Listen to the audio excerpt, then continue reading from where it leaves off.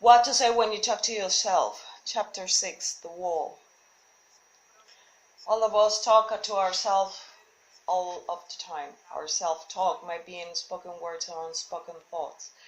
It can take the form of feelings and pressures or even worthless physical responses, the clutch in the stomach that comes when we are surprised or afraid, or the rush that comes with excitement or joy. We are thinking machines that never shut down. From childhood on, we have been watching, listening to, sifting, sorting, analyzing, judging, cataloging, and sorting everything that goes on about us. Most of our self-talk is unconscious. We are not even aware of it. At times our self-talk comes in feelings that can't quite be put into words. And other times it comes in little flashes, flickers of thoughts which never quite catch fire or glow bright enough or last long enough to become ideas clearly thought out and understood. All of our thoughts, all of the pictures in our minds are always tied to something else that we already know about. If you're giving a new thought or a new picture on you have ever thought about or imagined before, your brain would immediately find something else in your mind to tie the new information to give it a sense, to help you understand. Every new thought you think has to have some old thoughts to stick to, a proper place to fit. When you are told something new, your brain will, in a fraction of a second, scan through literally millions of mental filing cabinets, filled with every idea or thought or impression you have ever stored. In that same fraction of a second, based on the information already stored in your mental files, your brain will send you an instant telegram telling you how to feel about this new thought, where it should get filled, and whatever you should accept it, believe it, keep it, or use it, or disapprove, disbelieve, and throw it out. The more we believe about something, the more we will accept other ideas which are similar.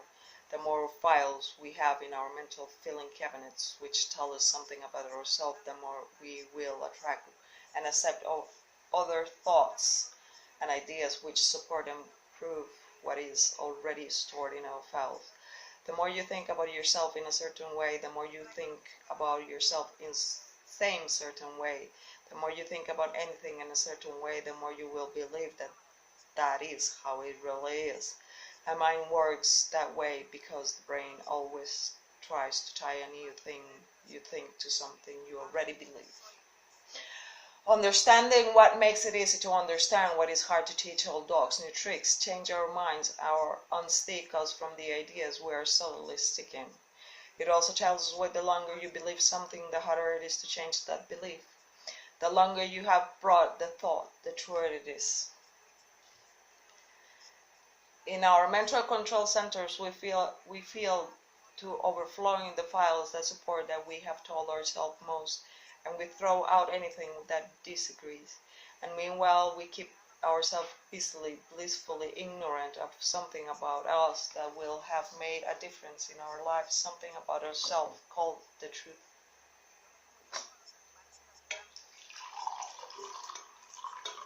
The truth. A self-made wall of negative self-talk. Throughout the years of solution seeking in my quest for a more practical path to lasting self-improvement, I noticed that while most self-talk is either unconscious and goes unnoticed, some self-talk was glaringly obvious and not surprisingly clear, self-defeating. Although some of the self-talk I heard people using was constructive and beneficial, most of it was opposite, the kind of self-talk that was counterproductive and self-defeating. Each time I heard an example of this kind of negative self-talk, I wrote it down. In time, my life included hundreds of self-talk statements that are made by people every day. Most of the people who use negative self-talk are not aware of what they are saying, and few, if any of them, are aware of the power of the programming, the negative programming they are giving themselves. If everything you tell yourself about yourself becomes a directive to your subconscious mind, then any time you make a statement about yourself that is negative, you are directing your subconscious mind to make you become the person you just described negatively. Here are just a few examples of frequently used negative talk.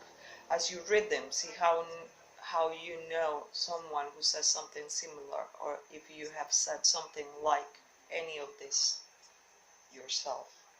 I can't remember names. It's going to be another day of those days. It's just no use. I just know it won't work. Nothing ever goes right for me. That's just my luck. Blah, blah, blah, blah, blah. It's a long list. Imagine sitting down at your personal computer and keyboard and typing any of those directions into your computer. And imagine that your computer will do whatever you program it to do. That is exactly what we do to our personal computers. No wonder things go wrong. No wonder things don't work out right. If your personal computer, the one that flies your plane, is programmed with the wrong information, you cannot possibly be as successful as you would like to be. You cannot get where you want to go. Living with the results. One day I was having lunch with a friend of mine who is a motivational speaker and author. We were sitting on a coffee shop located in a large Las Vegas conventional hotel. While we were waiting for our lunch, we were discussing negative self-talk and commenting on how we end up becoming the result of what we say to ourselves. During our discussion, a perfect example just happened. As our waitress approached our table with both arms laden with plates of food, she stumbled and dropped an armload of hot food on the table and floor in front of us, and exclaimed loudly, "Oh, I'm so clumsy." My friend and I had just witnessed a first-hand example of the result of the simplest kind of negative self-talk. I did not know how many times before that waitress had told herself she was clumsy, but she had undoubtedly said it to herself often enough to believe it was true and making it happen. As another example, let's take something as common as the problem of not being able to remember names. For 25 years, you might have said to yourself, "I can never remember names." Then one evening you go to a party, you're introduced to someone whose name you want to remember, and you say to yourself, "I'm going to remember this person's name." What happens 10 seconds later? You forget the name. Why? Because for the past 25 years you have been telling yourself that that's what you'll do. You'll have been programming yourself to forget. Minutes later at the party, you find yourself standing there a little embarrassed, mentally going through the alphabet, trying to remember the person's name. And meanwhile, while you are feeling forgetful and foolish, your subconscious, feeling very proud, is saying, "See, I did what you told me to. I made you forget the name." If you self-talk, the direction you give to your subconscious mind will do that. Don't you suppose it will do whatever else you tell it to do? If you were to reprogram someone strongly enough for them to believe that it was safe to drive up to an intersection and turn the other way into oncoming traffic, they will do it. The human brain will do anything possible tell it to do if you tell it often enough and strongly enough. If you tell it the wrong thing about yourself, that is what it will accept and act upon. The subconscious mind does not see the difference between the statement that we are clumsy and the statement that we are grateful, we're coordinated and in control. It does not know the difference between being told that we are poor and the statement that we are wealthy. It accepts our programming just as we give it. Our internal programming mechanism treats anything we tell it with equal indifference.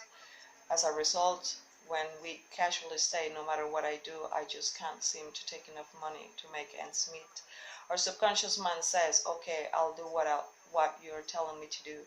I'll make sure you can make ends meet."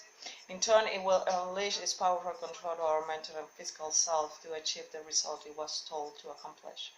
I met a gentleman recently who I will consider to be a fine man, but unfortunate.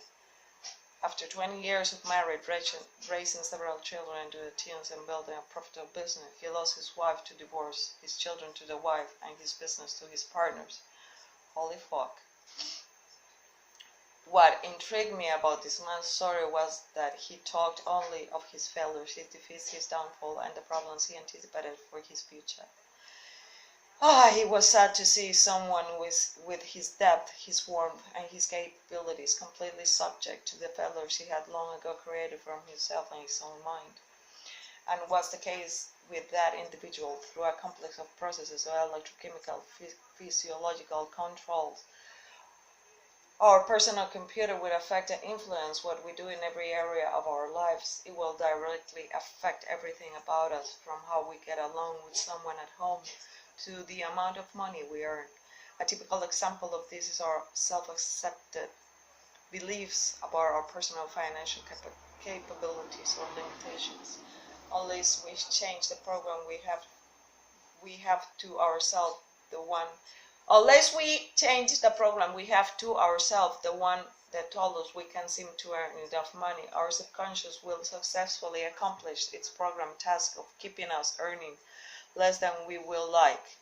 That was a weird sentence, but had we given it the right programming, the same subconscious mind, instead of keeping us poor or of average means, will just gladly make us rich.